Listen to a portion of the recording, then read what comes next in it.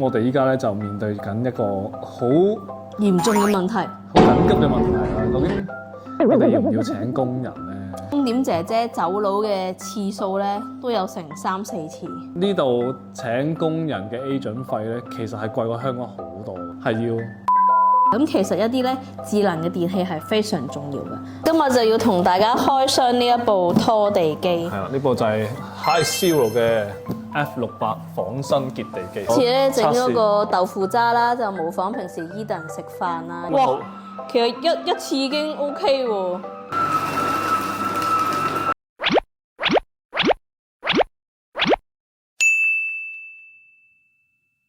大家好，歡迎收睇夫妻肺片，我係偉哥。我係 Micky。咁依家我哋其實已經翻咗嚟檳城嘅屋企啦。大家都知道 Micky 咧就嚟生第二胎啦。我哋依家咧就面對緊一個好嚴重嘅問題。好緊急嘅問題啦。究竟我哋要唔要請工人咧？因為如果真係唔請工人嘅話咧，真係搞唔掂，我覺得。其實好多觀眾咧過嚟馬來西亞之前咧都有問我哋一個問題，就係呢一邊點樣請工人？我可唔可以帶埋我哋嗰啲工人過嚟呢一邊？係。其實咧係得嘅，但係咧你要需要係最高級嗰個版本嘅 MMH 先可以帶你嘅工人。或者可以首先解僱咗工人先，然之後再揾翻呢邊嘅 agent 再請翻嗰個工人。咁樣就係最平最簡單嘅方法。其實我發現咧喺馬來西亞呢邊請工人咧，嗰個費用咧其實比香港係仲貴喎。而家唔係個費用問題，其實係成個情況都係同香港請工人唔同，因為呢度嘅工人係會走佬。不過你可能話香港嗰啲咧，而家都開始會走佬。但係呢一邊咧，相對比喺香港咧，嗰個警察啊，同埋嗰個法律咧，冇香港咁嚴謹，因為香港出入境好嚴謹啊嘛。尤其是係可能你請印尼工人啦，咁其實佢嚟到馬來西亞呢邊咧，個語言上係完全溝通到嘅。係啊，然之後咧有啲可能未結婚嘅姐姐啦，咁可能嚟到呢邊之後咧，講到自己嘅另一半啦。因為印尼姐姐或者菲律賓姐姐咧嚟到馬來西亞呢邊咧，揾佢哋嘅另一半係相對比香港會更加容易，因為佢哋嘅收入差唔多啦，而且佢哋嘅語言係一樣。講真喺香港咧，你一個印尼姐姐好難喺香港揾到另一半㗎嘛。有一個方面就係溝通問題啦。係咯，第二個方面就係你香港嘅男仔後生啲，冇結婚嗰啲都唔會後印尼姐姐啦。係咯，正常嚟講。所以咧，佢哋係會，佢未必係會走佬翻去印尼或者走佬翻去菲律賓嘅。佢可能直接喺馬來西亞呢邊自己走咗佬，又或者揾咗第二份工，即係跟咗佬走佬咁。即係佢拍拖啦，然後佢可能會嫁俾呢度嘅人啦。所以佢哋走嘅機率咧係大過香港好多嘅。其實我哋一直咧嚟到呢度1年幾啦，我哋係用開鐘點姐姐嘅。但係其實咧，我哋嘅鐘點姐姐走佬嘅次數咧都有成3、4次。可能我嗰時約咗8點或者9點啦，咁我就朝頭早7點幾、8點幾起身喺度等啦。我等咗成粒鐘，個姐姐都未到喎。跟住然後我就不停揾個 agent 問下佢個姐姐喺邊啦。跟住佢話姐姐到咗噶咯喎，佢冇上嚟咩？跟住佢就影埋嗰個司機影住佢入嚟嗰個相。跟住我話冇喎，我成粒鐘佢都未嚟。點知道原來佢喺嗰個閘口嗰度咧，個司機擺低佢，然後佢走咗路。呢個情況真係好彩佢唔係偷咗我哋嘅嘢啦，或者抱咗Eden走，而係佢自己走咗佬。但係問題係佢欺騙咗我感情啊嘛！我做咗成個幾2個鐘起身等佢嚟，等咗好耐都冇上嚟，然後我滿心歡喜諗住佢執完嗰間屋好乾淨，點知道又冇得執喎？即係總之就係嘥咗我哋嘅時間啦。係咯，同埋咧有時嗌鐘點有個唔好處咧，就係佢見你係外國人或者華人咧，佢就會扮唔識講英文，然後唔知道你要佢做啲乜嘢。可能你叫佢話唔使抹玻璃窗㗎啦，跟住佢就用咗1粒鐘時間慢慢抹嗰啲玻璃咯。我試過有一次，因為我哋以前嗰間屋4000幾尺好大㗎嘛，佢淨係抹嗰個玻璃1粒鐘都抹唔晒。所以有時有啲工人姐姐會揼波鐘咯。我哋用開有個姐姐咧，咁佢就好好嘅，跟住佢咧係都幾後生，廿零歲、30歲左右啦。跟住我諗住同佢好啱傾，我就每次都嗌佢嚟嘅，然後我都對佢好好嘅。跟住有一次咧，我約咗佢啦，佢冇嚟啦。跟住我問個 agent 話佢同成班姐姐一齊走咗佬，因為我估唔到咧，因為我以為佢做得好開心噶嘛，同埋佢好中意 Eden 啦，然後佢將我哋屋企處理得好好啲嘢。我估唔到佢走佬喎，好傷心喎。嗰個都嚟咗我哋呢度打掃咗好多次。係咯，我想像唔到佢一個咁中意小朋友同埋個人咁好嘅姐姐，佢最後都係走佬。所以我對請工人呢一個信心慢慢降低。另一方面就係你根本就唔可以唔請工人。我哋都諗緊究竟要唔要請一個 full time 嘅好啦，定係我哋可以請一啲月租嘅咧？係，因為我哋其實係好多嘢做噶嘛，即係我哋唔可以將所有時間擺晒做家務同埋洗 BB 嘢嘅小事上面，可能寧願留多啲呢啲時間陪下小朋友或者湊小朋友。但係呢啲咁瑣碎嘅事，一定要有個人幫手會比較好咯。尤其是我哋兩個而家又冇4大長輩喺度幫手。我哋得2個人咯，即係呢度其實你可以揀一啲月租嘅姐姐啦。咁但係月租嘅姐姐相對嚟講咧就會比較貴啲嘅。幾多錢啊？係啦，咁呢個月租嘅姐姐大概係我諗 around 2800蚊馬幣到3000蚊馬幣一個月左右啦。係啊，都係印尼嘅比較多，多數唔會有菲律賓俾你揀嘅。係啦，我就呢排係咁做 research 啦。咁如果大家要揀僱用一個長期嘅合約嘅話咧，咁咧個價錢咧相對嚟講係比較平啲嘅。係啦，咁佢有分你要請印尼嘅姐姐啦，定係要請菲律賓嘅姐姐啦。咁印尼嘅姐姐咧個人工咧係更加低嘅喎。係啊，咁佢嘅人工咧係1500蚊馬幣起跳嘅。咁如果咧要請菲律賓嘅咧就比較貴啲嘅。係啊，咁大概咧就係 around 可能2000蚊馬幣，係啊，先可以請到菲律賓嘅姐姐。但係最近有一間 agent 問咗佢咧，佢好搞笑喎。佢問佢請工人嘅目的係照顧小朋友定係做家務？如果照顧小朋友嗰個就未必會做家務。佢唔係咁講，佢話因為印尼嘅姐姐咧佢係冇乜所謂嘅，會做埋家務啦，會照顧埋小朋友啦。咁但係咧，原來菲律賓嘅姐姐咧係會比較挑剔啲嘅。你一開始同佢講話，我請姐姐嘅原因咧就係為咗照顧小朋友。咁咧佢可能真係幫你照顧小朋友嘅啫。咁你其他家務咧，佢未必會幫你做嘅。即係家務就要照自己做翻，佢就專係抱住個 BB。係啦，所以你一開始 interview 嘅時候咧，我諗應該要同我姐姐講清講楚先。但係呢度有一個好嚴重嘅問題，就係個工人走咗佬，個 agent 係唔會包你碗咯，或者係有個期限咯。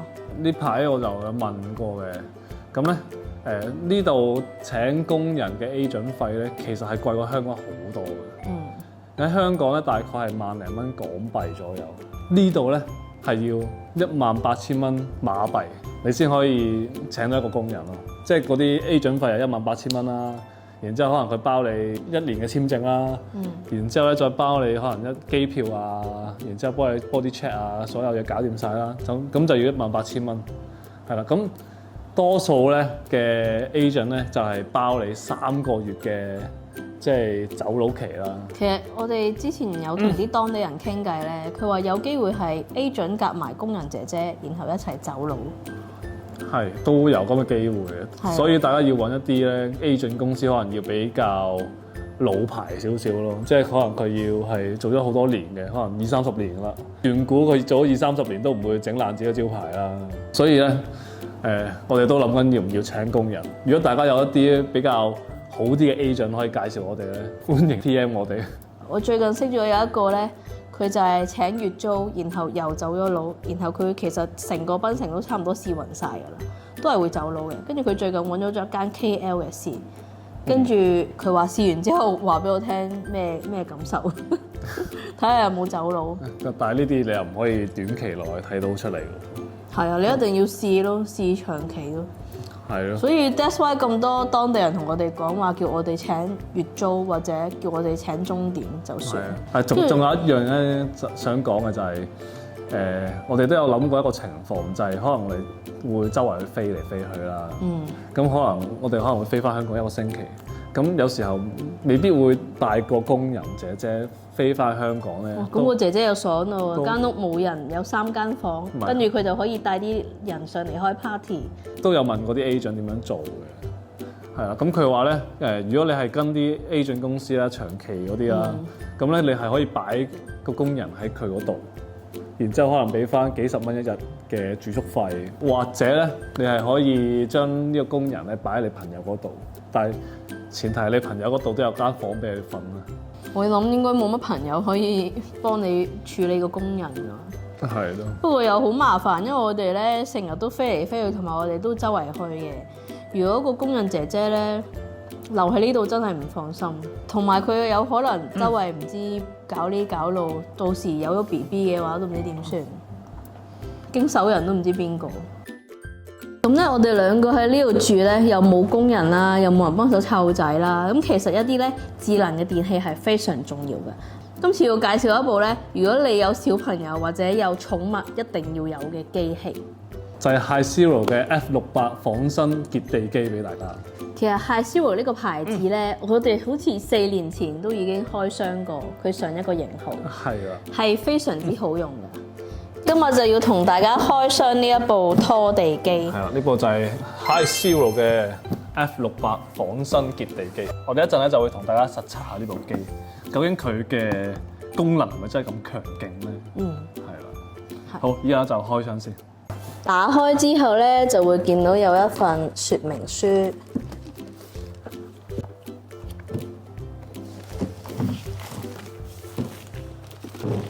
主體啦。呢個就係佢嘅毛髮清理器。呢個都係手柄。呢個咩嚟㗎？呢個愛嚟清潔嘅。呢個就係佢個滾輪。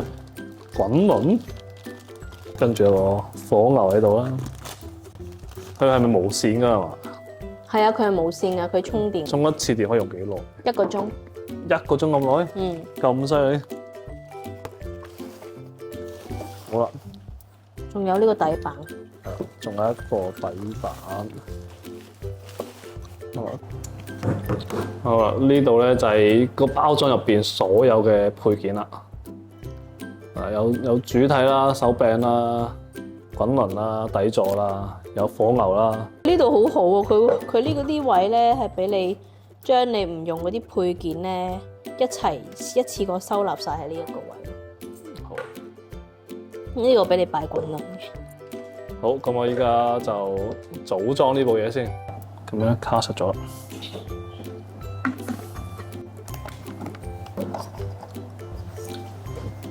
呢個咧係我最期待嘅一個工具啦，就係如果啲頭髮咧太棘嘅話咧，就可以咁樣成紮頭髮就喺呢度出嚟。好容易安裝喎。係啊，呢個咧就算連女仔用都係超容易啦。跟住呢一個格咧就係將你嘅可能你嘅殘餘物啦，一啲固體嘅嘢咧就會喺呢一度出現㗎啦。OK， 超期待。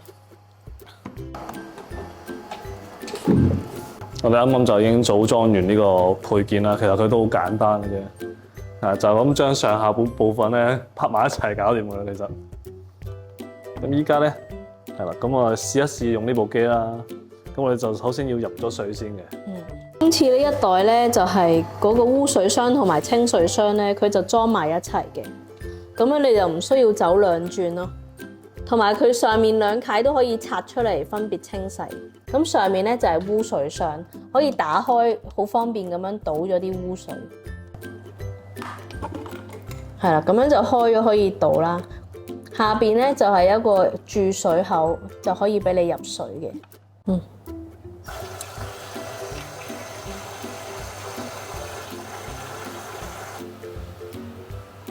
而家咧我又整緊一啲大鑊嘢出嚟，咁啱咧姐姐就喺度。姐姐以為我特登玩佢。次咧整咗個豆腐渣啦，就模仿平時 Eden 食飯啦，又或者佢倒瀉啲嘢啦。而家咧就試下呢個大肚婆係咪都用得呢部機啊？而家見到有頭髮啦，吸咗落去。哇！喂，OK 喎，哇！其實一次已經 OK 喎，都幾勁喎。係咯。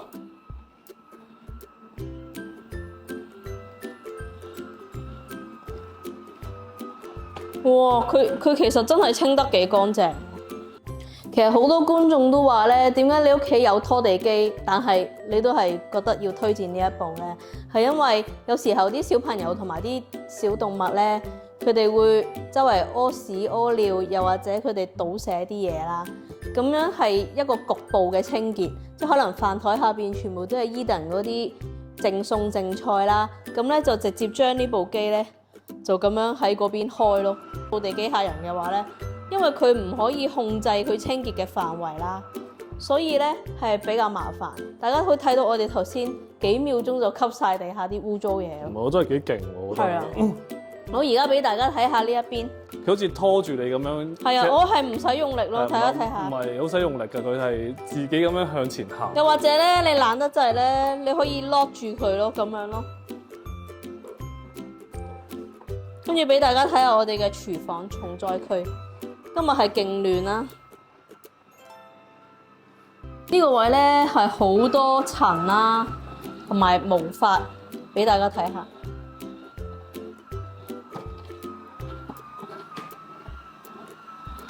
哦，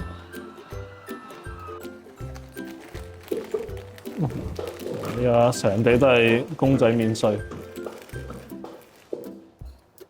究竟可唔可以吸得到呢啲公仔麵？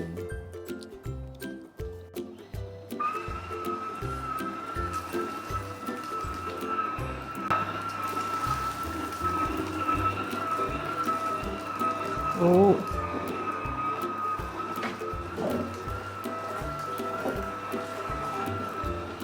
哇！哇，勁乾淨，真係唔錯喎！你可以 feel 到地板係有啲絕地嘅感覺咯。好啦，啱啱就已經測試完幾樣嘢啦，包括牛奶啦、醬油啦、豆腐渣啦，同埋公仔麵咧。其實佢清潔都真係好乾淨，啊，同埋真係好快。我而家就會踩呢個水箱出嚟啦，就睇下啱啱清潔完咧，究竟佢個狀況係點樣嘅？係會唔會好難去清潔咧？好難去清洗咧？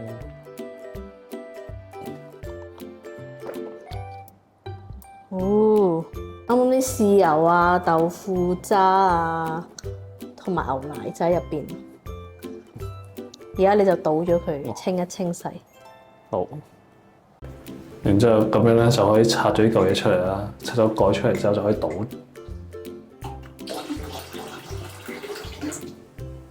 就倒咗嗰啲污糟水啦，都幾方便嘅，因為入邊咧佢就真係淨係得液體嘅啫，啲固體咧就仲喺呢部機入邊嘅，同埋佢個成個過程都好快啦，又要換水啊、倒水。哇！咁就將呢塊嘢咧攞出嚟，拎佢揼。然之後攞去倒，同埋沖一沖水。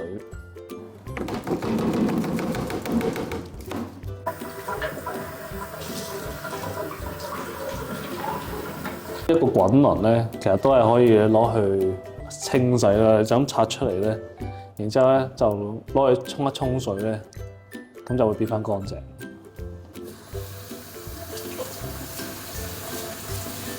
一沖水咧，佢就會乾淨翻晒㗎啦。係啦，咁但係咧都有啲核突嘅。係啊，咁呢個滾輪咧，大家即係佢本身係用完之後咧就會濕濕地啦。咁佢呢度就好好啦，就俾咗個位你，咁就可以擺喺度自然風乾。擺喺度就可以風乾佢。我哋啱啱咧就已經試完嗰部機啦。我嘅體驗咧，覺得佢呢部機咧比以前嗰一部咧進步咗幾多下，我覺得。無論係個手感啊，或者係嗰啲吸嘢嘅能力咧，都勁咗。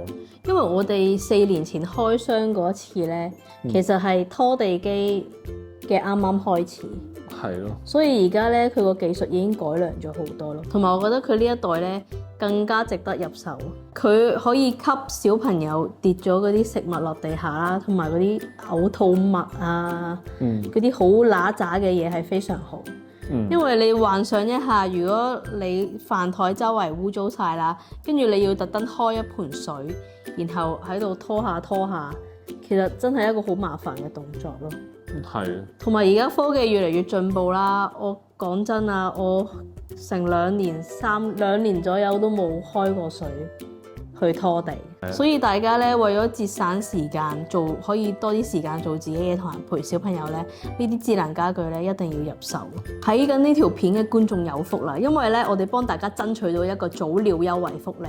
如果大家咧有興趣買呢部機嘅話咧，就可以 click 入下邊我哋 description box 入邊嗰條 link 啦，咁就會有一個早鳥優惠價啦。咁我哋今日呢條片咧就到呢度完結啦。如果大家咧中意呢條片咧，就記住俾個 like 啦。如果有工人介紹俾我哋咧，就記住介紹啦。可以 inbox 我哋或者 WhatsApp 我哋。係啊，我哋真係極需要一個工人。同埋喺我哋呢度做工人都唔錯啊，又有拖地機用。係有拖地機啦，有呢個掃地機械人啦，有洗碗機。有洗碗機啦，其實都唔錯啊，喺度做工人。